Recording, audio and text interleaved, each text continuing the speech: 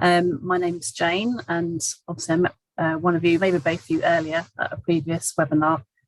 So I'm a freelance marketing consultant, and I'm also membership marketing manager for Social Enterprise East of England. Hence, I'm here with two hats today, in essence. So this topic, I say congratulations to you both, because you have got time for marketing, first of all, because you've come along to a webinar. So that's a good start. But I'm hoping this will be a really useful kind of get you thinking and some practical tips about what you can realistically achieve for your social enterprise. So as I mentioned, I'm a freelance marketing consultant and I'm a member of the Chartered Institute of Marketing. I've been working with charities, social enterprises since 2002, all different sizes. The first charity I worked for was international and a huge marketing department, and very different to lots of charities. And I moved from them to a very small charity that was 3 members of staff and had to literally create everything from scratch. And since then, I've worked with that charity on and off. I've worked with some smaller social enterprises. I've worked with someone who's launching a book from literally their living room, had a book they wanted to launch, and I worked alongside them. And then recently I went self-employed, and now I work with a real mixture of social enterprises and charities, all different sizes.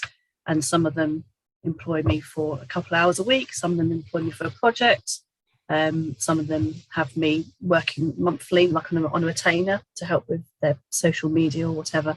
So it's very varied.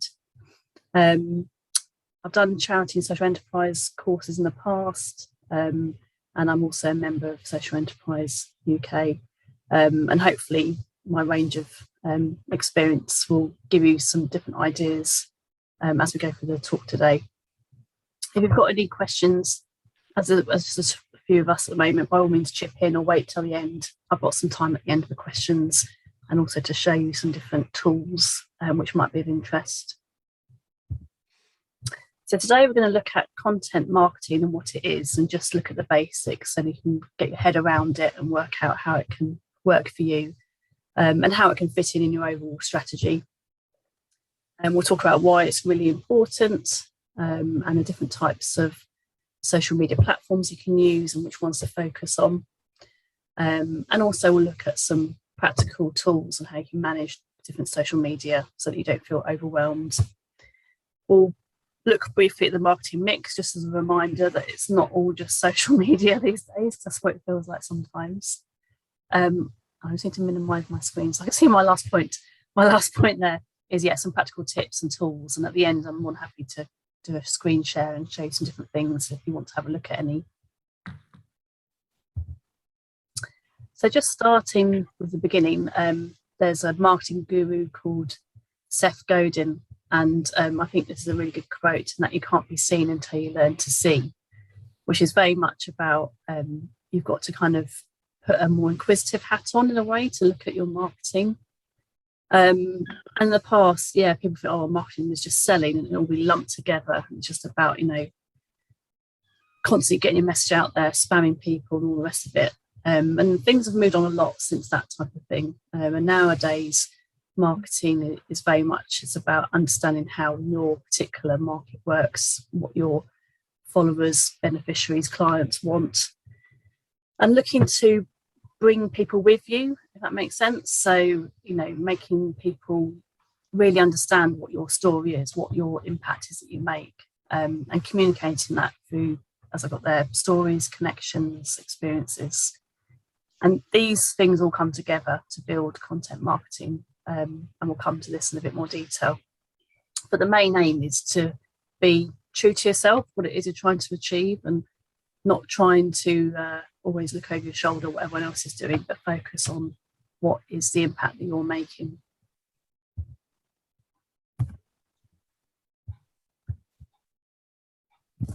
So let's wait for my screen to catch up. So you can have a go on a bit of paper if you like, and if anyone feels brave, they can share this. This is a good thing to kind of really focus the mind for a marketing talk today. So think, your social enterprise, what is your product or service for? What do you want people to believe when they're using your service or buying your product. And you want to focus on people who want a certain experience, or they want to get a certain feeling from you, or they want to make a certain difference to society or the environment. And you want to, what is your promise? What is it you're selling? So you want to say, what we offer you will, benefit your life in this way, or it will help you to achieve more, whatever it is that you offer. So if I apply it to myself, for example, so my product or service is for people who believe that marketing, their impact is really important. I focus on people who want to make a difference in society. That's who I enjoy working with, all my clients. And I promise that engaging with what I offer will make you get clearer communications, because that's what I do. That's my marketing job. So that's how I apply it to myself. But this is quite a good sentence to try yourself. Or maybe if you've got a small team, you can use this as a little talking point with your colleagues to kind of focus the mind if you want to have a little marketing masterclass. Anyone want to share their thoughts on what they'd put for here? You don't have to. Only if anyone wants to. No comment. Okay, we'll carry on. So marketing strategy, just some basics really. And this ties in with content marketing. It's very much about getting the permission of people and having a genuine relationship. You want to earn the respect of who you're dealing with, and that's all your stakeholders. And as a social enterprise, you should be doing this naturally by telling your story, not as and when you can remember, but just in little stages, drip by drip, so that it's automatic that you share what's going on, you're understanding what they're thinking, and your aim is to try and get people talking about what it is you're trying to achieve in society. And the whole idea of content marketing is about building that following based on what the shared interests that you've got. It's really easy to think, I really want to be more successful on Instagram or Twitter, and you can get so hung up on, have we increased our followers? Are we, look at our competitors doing this on Instagram. And fair enough if that's what you've made as, a key thing you want to achieve, and you've got, your reasons, but you need to make sure it's not at the detriment of, some other, areas like, building some great case studies that you can use in your marketing, or measuring the impacts that you're doing. So where do you start? So as I mentioned, content marketing is really important, and it's what people talk about more nowadays, because it's about really answering your audience's questions before they've even got the question, if that makes sense. So it's basically taking them with you. So building your community of followers, all the different stakeholders of your organisation, and just being consistent in what you tell them. And it's all areas of your organisation. And you might think, oh my goodness, that's an awful lot I've got to think of. It doesn't have to be too detailed. It might be literally sitting down with your team and saying, okay, when we meet people, or when eventually we meet people, maybe at the moment, at an event, or do they come through the door at your place? How do we talk to them? How do we kind of represent what we stand for? And you could just write a sentence about how you like to be seen. So is that replicated then on your website homepage? That is your shop window. Does it really give an essence of what you're all about? Can people quickly see what it is that you stand for? And then is that replicated on whichever social media you use? Have you got a Facebook page, but maybe you're just busy sharing on there, your latest course or products that you've got for sale? How can you try and replicate, the warm feeling when you're chatting to someone at an exhibition? How do you recreate that on social media, so that you get that consistent feel of, this is who we are, this is how we do things, and this is the impact that we make. And it's just a really useful checklist to go through all the different areas of your marketing. Some will be more important to you than others, but just think, okay, how can we make our message come together so that when people engage with us, it feels consistent, natural, authentic. And that, in essence, is the start of content marketing. Why? Content is king. So, as I said, it's answering your audience's questions before they even have them. So by sharing information across all your channels, regularly, that is true to what you stand for, will just naturally build trust with them. If it's a nice mixture of news, you're not constantly selling at them, but you're telling a nice mixture of stories, you're sharing some industry news, you're talking about latest trends going on. It's just more natural, and people will automatically engage more on social media. It's a gradual thing that builds, and the idea is that with doing all this, when it gets to the point of you actually have something to sell to them, so you say, look, we have this crowdfunder, we're raising money for our new centre, or we've got this new item that we're selling, people will more naturally think about purchasing from you on that sort of sales journey. So what's your story and why should we care? So this is content marketing in terms of how you'd actually then structure it. So the mixture is the story of you as an organisation, what your social impact is, what is the social issue or environmental issue you're trying to solve, what is the pain points in your sector of why do you exist, why are you there to then solve the problem and be part of the answer. But then you also want to explain why you're like your consumer or your beneficiary or your funder. You need to explain why you're addressing this problem, but also saying, we know that you also feel strongly about this topic, and get an idea of what your audience stands for. And then, like I said on the previous slide, then that naturally then flows to your call to action, so that when you're at a point and you need to make the big ask, whatever the big ask may be, the community are hopefully there with you then already. They've been building and following you, they've been listening to what you've been putting out there on social media or on your website, and they will hopefully then respond to your call to action.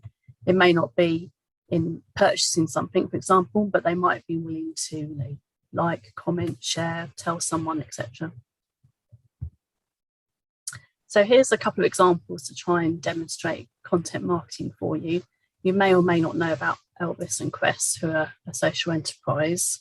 They take disused fire hose equipment from London fire stations, fire service, and they recycle them, and they make these very, very desirable and quite designer now bags, wallets, purses, that type of thing.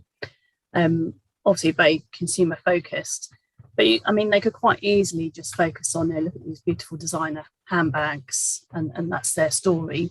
And we also make some donations to firefighter charities. But their content marketing is much more than that. So this is just a screenshot from their website. But if you look at their website and you have a look at their social media, they talk about the whole supply chain. They talk about how much doesn't go to landfill and the environmental benefits of that. They talk about how they train people in skills and work with disadvantaged groups for actually developing their products. They talk about the work of the charity that they make. They donate 50% of their profits to. And on their social media, they even go on to things like they had to move premises. So I think a few months ago, they were building new premises, and they talked about how this was coming along on social media, not in a kind of a over-the-top vain way, but just explaining how it fitted in with their ethos. It was very important to them of how this place was built, where it was, environmental credentials. So all of it wrapped up together means you get an absolute true sense of what they stand for, and this message is replicated across all their different channels, and just gives a really good consistent perspective. So I recommend having a look at them. So bring it back to what we said earlier. So the story of self, again, they're talking about themselves, but in terms of what they can help the environment. They also talk about design elements, but they also talk about the circular economy and how they're benefiting that. They don't obviously, shy away from the fact that they're producing something beautiful and it's desirable and it's a designer good, and they, obviously that features in their marketing about how good the product is. But then, from time to time you'll see them, turn the story around, and they'll say, look how much money we've donated to the firefighters charity, can you help too? Or they'll have other kind of appeals going on.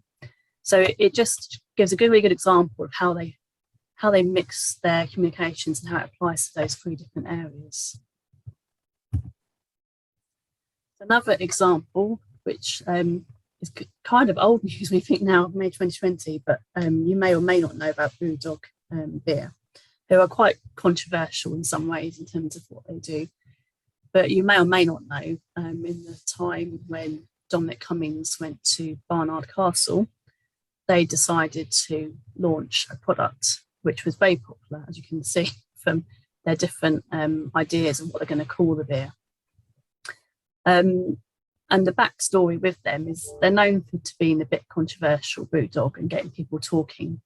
But they have also been quite constant in saying how they're trying to support the NHS in different ways. They've been making donations. They made some of their factories, I think they turned production around to help with producing hand sanitizer, that type of thing. So they've done lots of things behind it.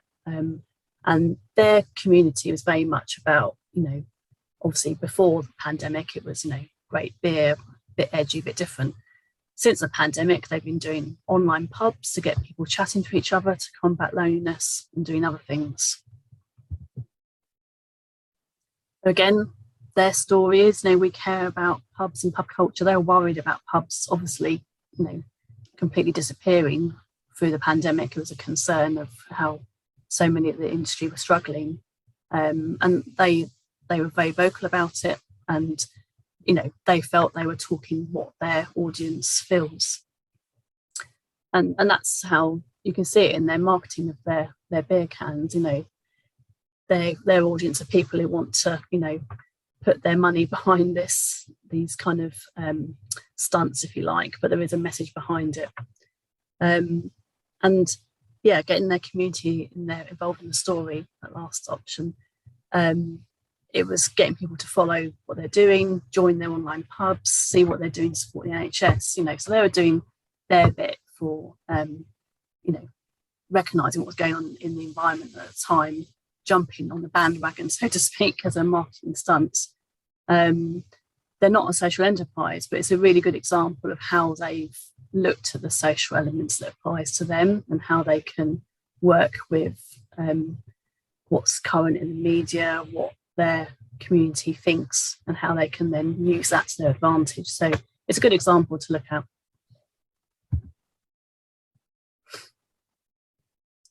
So what can we learn from examples like this? I think stay true to what you believe in, what you stand for. I think if you really focus on, what your social impact is, and just always think, well, we're different, because you're always going to be in a good position. So many businesses out there would, do anything to have a great social mission like you guys will have. They have to shoehorn it into their thinking based on maybe their, CSR policy or whatever. But you can demonstrate that your values, you can demonstrate what you do and why it's important. So I'd say, aim to focus on what your strengths are and lead from the pack. But how can you do this day to day? Obviously, we've touched on lots of different marketing items, and I'm fully aware that you haven't got much time. You may be one person on your own. You might have a very small team, but marketing spread across a few of you, or it might be just you who's got a little bit of time for marketing. But I think just be realistic about how much time you have and work out where your community are best placed. Are they on a certain social media platform? Is it very much about your website, because it's a very transaction-based website, in which case maybe you need to spend more time on the website? Are you someone who relies on events and you need to really focus on that, be it online or eventually face-to-face events? What are the pressing issues in your sector? That's a really easy way to start planning your marketing. Think, well, what's coming up constantly when you look on LinkedIn or in the news that's affecting your particular sector? And that could be the wide social enterprise sector, it could be a niche bit of which sector you're in, like healthcare or recycling or whatever it may be. And how can you sort of pick up on these issues in your sector to talk about them and show that you're an authoritative voice on it? Because that would naturally bring that content marketing theme through if you started talking about what's going on, how you're addressing it, what your ideas are. You might be nervous about sharing these ideas, but certainly with LinkedIn, it's an opportunity for you to talk as, a spokesperson for your organisation to some extent.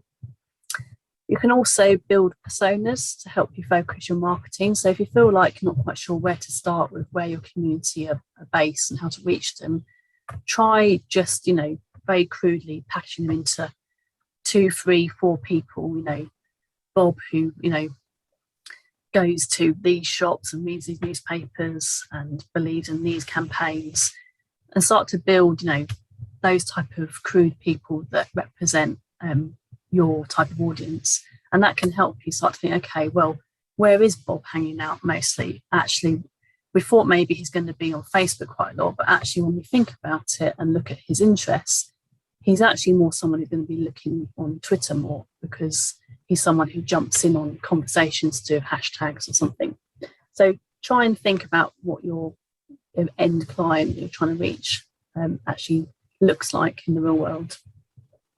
And the last point, which we're all guilty of, including me, even though I'm a marketing professional, is stop procrastinating and just start communicating on repeat. Even if it's something very small, you have to just sort of start somewhere. Don't get too worried about, oh gosh, is this the right post I'm putting out? You just need to do it, because not everyone's going to see it. You have to be honest with yourself there. How the algorithms work, you need to just repeat things constantly and keep trying things, keep trying different messages. So rather than worrying about, oh gosh, how is this going to come across, just get going with it. Try it. Some things will not do very well, and some things you think, oh wow, that's done really well. So also with your marketing, maybe try and work out with, if it's just you, well, you and a team, if you've got a small team, what are the pain points that you feel you need to focus on so you can actually get some marketing done? Do you feel you haven't got enough content? In which case, can you start brainstorming what's going on in your industry? You can start, looking at the calendar, looking at your diary, working out what things you're going to during the year. What are the big industry events, themes, awareness weeks, awareness days, that type of thing. That can be the starting point of building what your content could look like during the year. And then you can feed into that, any partnership opportunities, case studies, that type of thing.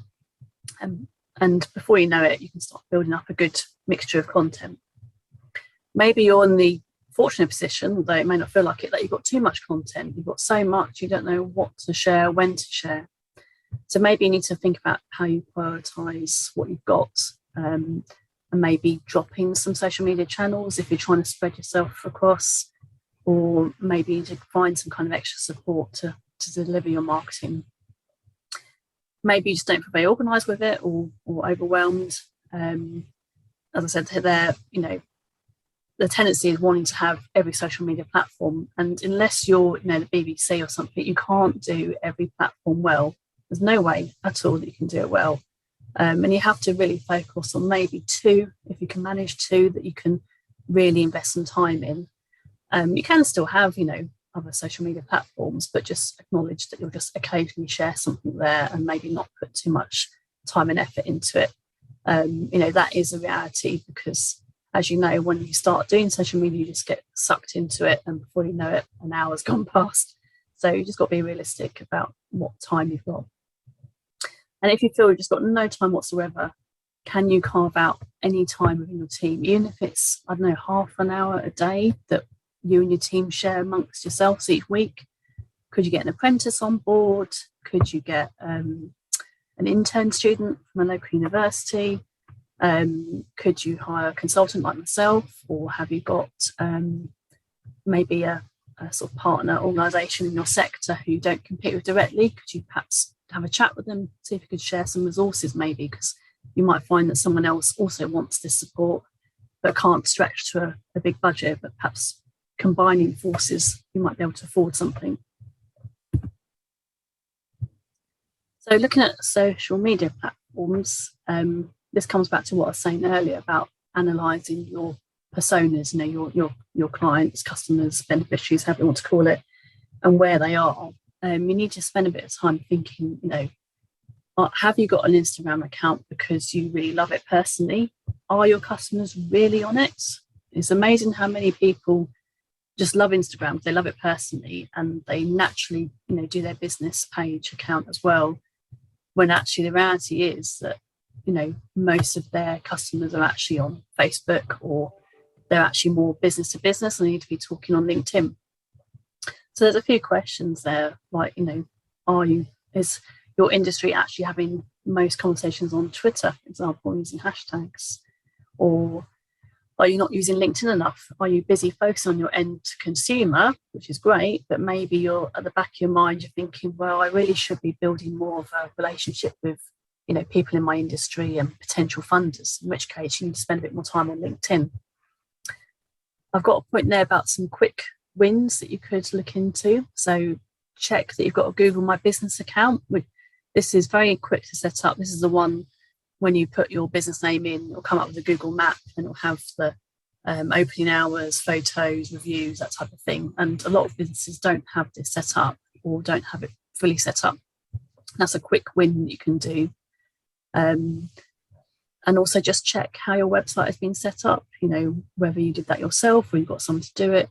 Have they done all the back end stuff in terms of making sure it's search engine optimized?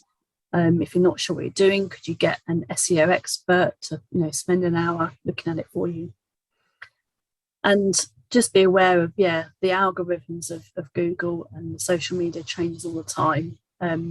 Your website needs to have fresh content being added to it every week, even if it's something like an update to a blog or some new text on an event. That doesn't count social media feed. So if on your website you've got social media feeds at the bottom or side, that doesn't count in terms of how Google ranks your website.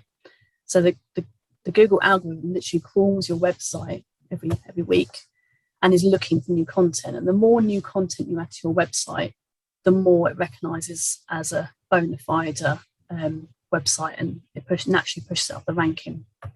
So the best way to improve your SEO is to write new content, like a new page or adding to a page, of between 300 and 500 words every week, which sounds like a lot, but it's really like a very small news item or a few news items or a short blog.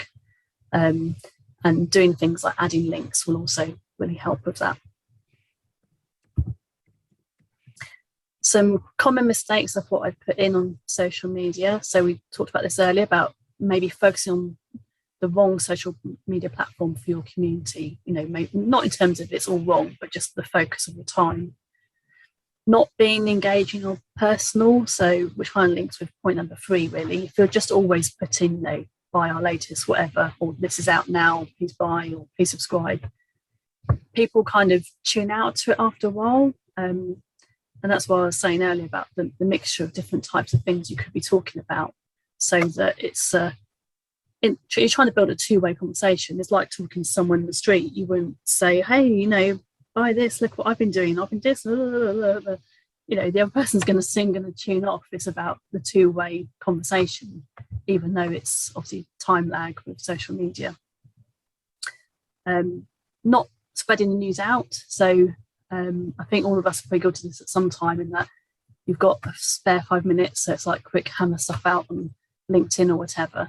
But if you can try and spread it out during the week, that really helps. And we'll look at some tools in a minute to help you with this. Not planning ahead. So, the mad rush, oh goodness, it's, Black History Month and I was going to do these great case studies and I haven't got round to it. Or, it's Mental Health Awareness Day and we work in that field and you're scrubbing around trying to find content. Excuse me. when you're planning your content, it's just trying to look ahead and thinking, okay, we can see in February we've got this kind of theme. What can we get ready now so it's less stressful when it comes around? And as I said earlier, yeah, spreading yourself too thinly is really common. I think we're all guilty of that to some extent. In terms of the different content, how to make it interesting and building this content marketing theme, this is a really good thing to focus on. So the idea is also content marketing is to try and lead with your website. So if you lead with, you've got a new news story or a case study or something, if you get it on your website first, then that's great because number one, you're satisfying the Google algorithm. But it also means that that's your starting point. So then you can, add links to when you put something on social media, you can put it in a newsletter, and obviously the link means that people will always come back to the website, and that will help your website performance. You also want to mix up your content though on social media with other interesting things. So things, you don't necessarily have to add a comment, but it could be a retweet of something that's really, topical in your industry, or sharing something from a key spokesperson on LinkedIn, whatever it may be. And then around 20% needs to support whatever your target is. So maybe on Twitter, your aim is to get to a certain number of followers, or you want to get good conversation going or inquiries. So you need to have some kind of figure in mind to support that target. And then lastly, about 5% is about your organisation as a whole. And this is very much about, we are a social enterprise. What is a social enterprise? Why is it different? Why are we different to the other business down the road? Why should people be looking to you for, the future way of doing business? So what else could you be doing? Obviously, we've been talking about social media, but don't forget there's a whole range of marketing tools that you could be doing. And it depends on what your sector is and what your community is like. So it could be that, looking into a newsletter, it could be that visually video would work really well for you. It's well known that video content is far more successful on any platform than anything written. It could be that you really need to engage more with the local media to try and reach the general public or potential funders, or maybe you want to look into running some more online events. Don't forget, put at the bottom there, hard copy print. You may well have brochures and things. We will start by going to more events, so don't neglect the physical things that you can hand out to people if that's applicable to you. And just a reminder really of the marketing mix, which used to be the 4 Ps and it's the 7 Ps, and I've heard 8 Ps, 9 Ps, there's lots of different Ps. But it's a good kind of refresher really to when you're maybe chatting with your team about what your marketing should be, is working out on all these areas what is really important to you. So for example, if you're a community centre and cafe, obviously for you the place is really important because it's been a place for people to come to. And obviously the product that you offer is really important. It could be that you're offering some kind of, app within your sector that's about improving how something performs, in which case you're all about processes. Or maybe your concept of your organisation is very much about the person who set it up, and that's the story and the what you kind of hang everything else on, in which case it's more about the philosophy of the organisation. So it's looking at all these different areas and working out, how is your organisation represented across all different areas. So I thought I'd give some practical suggestions, which I can, show you some of these and you want to look at in a few minutes as well. So number one tip is definitely build a planner. It doesn't have to be anything fancy. You can buy these things online rather than personally, because it's just, in essence, someone's made a spreadsheet for you and given it some nice colours. But just literally start with a spreadsheet, plan out the year, work out when your key events are, work out if there's any awareness days, awareness weeks. Social Enterprise Day is every November and is also part of Global Entrepreneurship Week. just, yeah, work out what you can naturally plan without thinking too much about it, and then working out, okay, we've got these months covered, but there's a huge gap, February, March. What can we look at on our website? Can we write about what we stand for? Can we write about our ethos? Could we do a profile on our team? Could we, recycle some case studies? Could we talk about some awards we've entered or planning to enter? All sorts of different things you can try and build into your planner. There's a link there to an awareness days website, which is really useful just to see what awareness days are coming up during the year that you can link to. Important is useful. You can kind of put different topics in, and it gives you some suggestions. So say, for example, you're thinking about how to, talk about recycling electrical waste, for example. Think a dry topic, and you put it into this website, and it will give you some kind of snazzy titles. Some of them are a bit far-fetched, but some of them do make you think, oh gosh, that's quite a good way of describing it. It just gives you a bit of inspiration. Can you use any free image software to help you with your social media and your website? Personally, I use Unsplash, which is a website with quite a lot of free images that you can download, and you just give the person a credit. Canva, which some of you may have heard of, is a really user-friendly way of creating simple graphics for social media.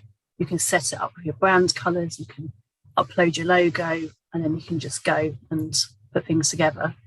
My only caveat is recognising your limits, and if you feel you're not particularly creative, you might want to get a graphic designer to help you create some little simple templates that you can then use and recycle, just so that you keep it consistent.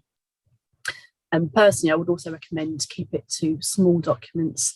I have done newsletters and things on Canva, and I'm not a graphic designer, I can do a little bit. But once you get to sort of past 6 or 8 pages, it gets very, very clunky to use. And I would recommend you'd think about having a graphic designer for that type of work. You can do hashtag research. I use Hootsuite for scheduling my Twitter content mainly. And you can set that up on Hootsuite and other platforms to actually search for sector hashtags. So, for example, hashtag social enterprise, I can see what kind of discussion's going on and see what's useful to retweet or share. There's also a website bottom called Feedly. Feedly is it's like an automatic robot type website that trawls content. So you can set it up with different themes that you're interested in, and it will show you across the board social media, newsletters, websites, RSS feeds, what is going on in that sector. So that's quite useful. Answer the Public is really good. You can put hashtags in, and it will tell you how that's being talked about in society, like percentage, and it'll give you other hashtags linked to it. So that's a useful tool as well. There are organisations out there that can help you with some marketing support. There's Digital Candle, which is really good. You can get free access to an expert on a range of different topics. You just register your organisation on this website, say what you're looking for, and they match you with someone. And these are people who are just genuinely donating their time to social causes. The Media Trust do lots and lots of different types of PR training. They have lots of journalists who run courses for them. They can match you with journalists. They can help you writing content as well. So they're well worth looking at. There are a lot of subsidised courses as well. You can, if you're looking for particular things to feature in on Twitter, there's hashtag ethical hour, which, if I remember rightly, is on a Tuesday, I think it is. There's also a social enterprise hour on a Tuesday evening. You can set up a search for hashtag journo requests, which means you'll see any journalists out there who are looking. So journalists will post something like, I'm looking to find a social enterprise or charity working in the care sector in the Southeast, wanting to talk to them about their, pandemic experience, for example, and they'll put hashtag journo requests, and that's how they reach people, so that you can respond to and say, oh, we'll be featured, we'll take part. Have a look at any groups or forums for your sector. There's quite a lot on LinkedIn. but also other organisations within the social enterprise sector. We've got a lot of links to these on the Social Enterprise East of England website that you can have a look at. Could you buddy up with someone to talk about marketing skills and resources, or as I mentioned earlier, an apprentice or someone who's keen to develop their skills, see if you can find a bit more resource that way. And my last tip there, I have to put it, as I am a marketing consultant, you could hire a consultant. I'm going to stop there because you may well have some questions or you want to have a look at a particular tool. I do offer social enterprises a free 30-minute Zoom consultation, which you're very welcome to take up at a time to suit you if you want to explore a particular area for your organisation or got a particular question. I'll stop sharing my screen for a moment and I'll put my email in the chat as well and see if anyone's got any questions.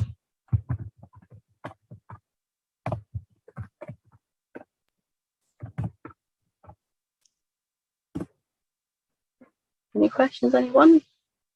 I was going to also, sorry. Sorry, Jane. We've literally just hired a marketing consultant, and she's come back with a proposal, but it's more print than digital. And okay. and ours is, our clientele tends to be those people that don't use digital platforms quite often, not that often. Yeah. Is that something that we should be moving towards or pushing away from? I don't really know on these ones because it seems a bit old-fashioned to be printing loads of stuff now. Yeah, I mean, really, I'd expect most people nowadays to give a more digital focused strategy. Yeah. Still needs some print stuff, obviously, like you say, for those face-to-face things, and it should really lead with the digital, because if you're producing something that's going to be useful, PDF, for example, to be circulated, then that's the starting point, and then you can print it later. That makes sense. I'd be tempted to go back to them and say, could they look into the more digital side as well and see what they come up with? Okay. Yeah, that would be my advice. Thanks. I also want to mention, I didn't mention it earlier, in terms of social media scheduling to help save time, there's lots of different things out there, and some of them you may use. So I use Hootsuite, I think I've used it for many years now, and you can set it up so that you can look at your different channels and hashtag research, and you can schedule content. But in the last couple of years, I've been using Content Cal. I'll write it in the chat. That's not my accent. It's not Cal. Content Cal, as short for calendar. I really like this because you can basically, if you set up a little widget on your toolbar, you can, if you're reading an interesting article, you can instantly post it to Content Cal for later, so that you can think, oh yeah, there's that interesting article I wanted to share. You can draft all your content in there, schedule it across all the different platforms. You can also set it up so that another member in your team can review it. So you can draft it all, write it all, add your image, add your links, and then say, oh, I want John to check it later, please. So that it's quite a good working as a team. If you've got a few of you working on content. There's also other social media scheduling like Buffer, Buzzsprout, TweetDeck, Twitter. There's lots of different ones out there, and they do save a lot of time because you have to still build in some time into your week or month to kind of write the content and research it.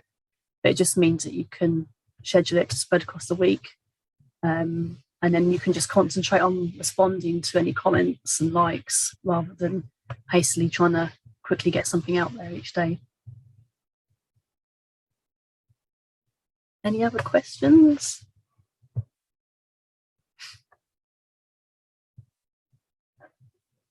Oh, that's one. Sorry, the microphone at the moment. Okay.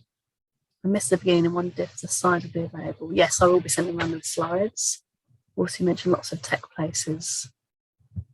Okay, yeah, so if you search on Google content scheduling, social media, you'll see the different types. So they're all different costs. Some have pros and cons. There's Buzzsprout, there's Hootsuite that I use, Content Cal that I mentioned.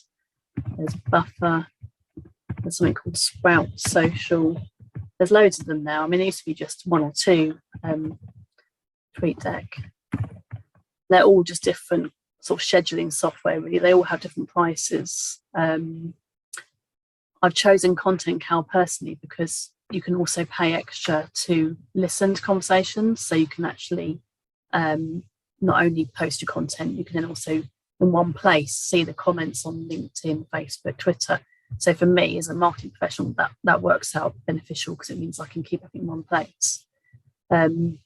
Saying that, personally, for LinkedIn especially, I prefer using LinkedIn on its own on the platform rather than scheduling things, because I just find it's more easier to use that way.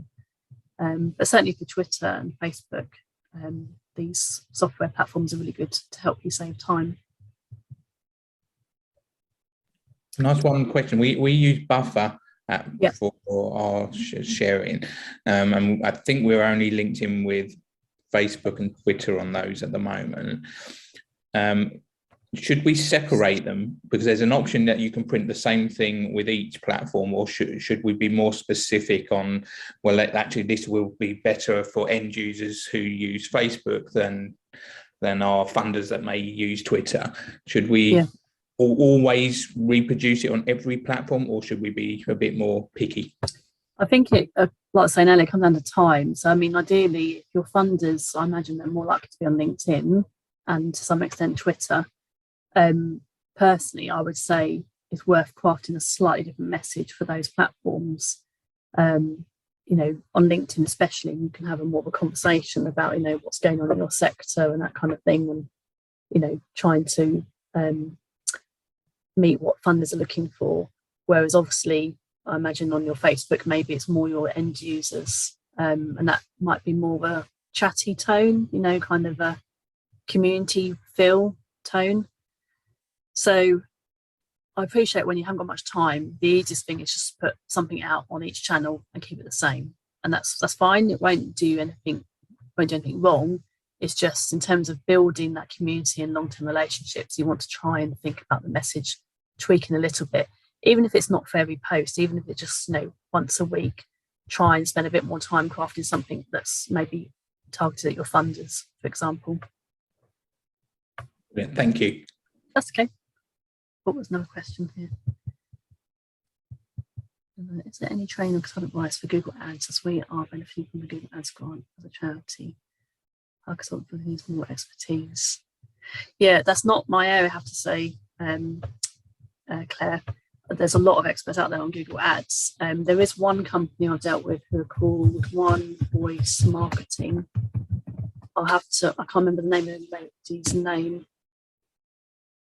I have to try and send it around to you, but she specialises in working with charities and social enterprises, and she specialises in Google Ads.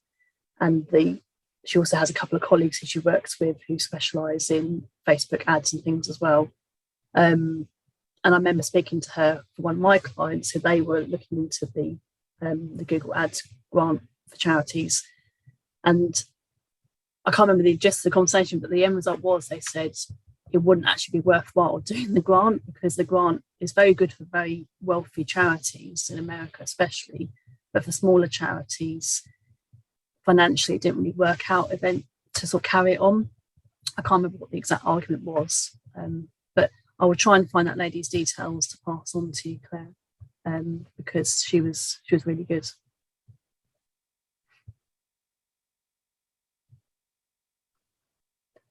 Any other questions?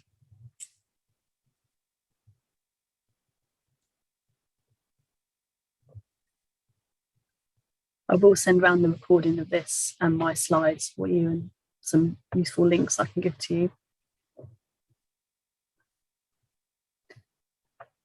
Thank you. Yes, it's hard to know the results on this. Yes, so very true.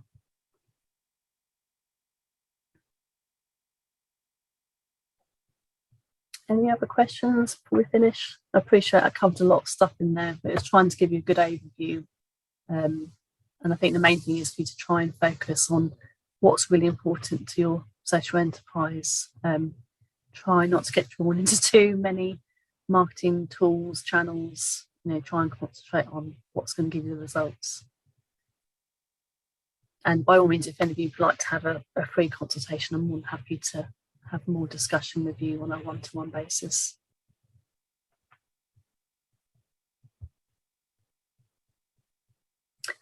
Okay, well, I think we'll finish there then. Thank you ever so much, everyone, for coming along.